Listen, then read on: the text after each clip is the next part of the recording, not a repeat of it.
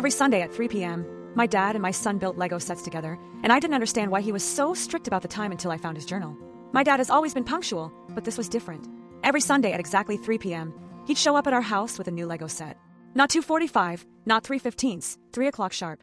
My son Oliver, who's 6, would wait by the window starting at 2:50 the second. Dad's blue Honda pulled into the driveway.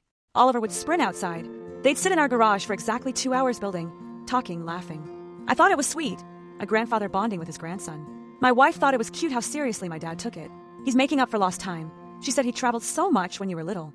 That made sense. My dad had been a sales rep for 30 years, gone 4 days a week, now retired, finally present. This was his second chance at being the grandfather he couldn't be as a father. But the punctuality bothered me. One Sunday, I suggested we push it to 4 p.m. because Oliver had a birthday party. My dad's face went pale.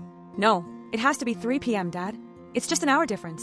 It has to be 3 p.m., son. His hands were shaking. I didn't push it. We skipped that week.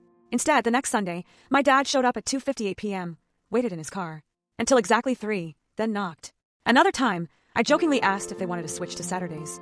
My dad's eyes filled with tears. Sundays at 3 p.m. That's our time. Please don't take that away. I started paying more attention. The Lego sets were always the same difficulty level. Never harder, never easier.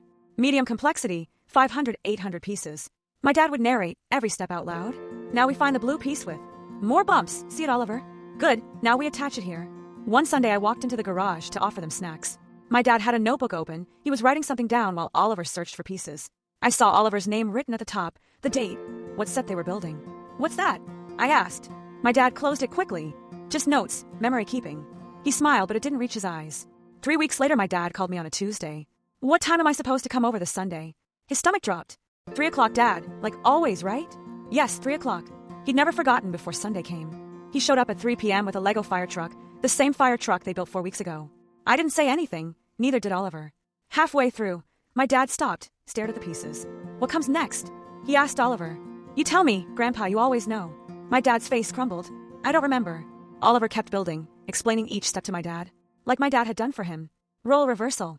I watched from the doorway, my throat tight. That night, my dad left his notebook. I found it on the garage workbench. I shouldn't have opened it, but I did. Page after page of notes, dates, times, Lego sets, detailed descriptions of conversations with Oliver. What Oliver said, what he laughed at, how he smiled.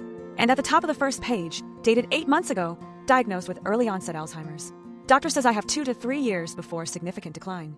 Starting Sunday, tradition with Oliver at 3 p.m. Writing everything down.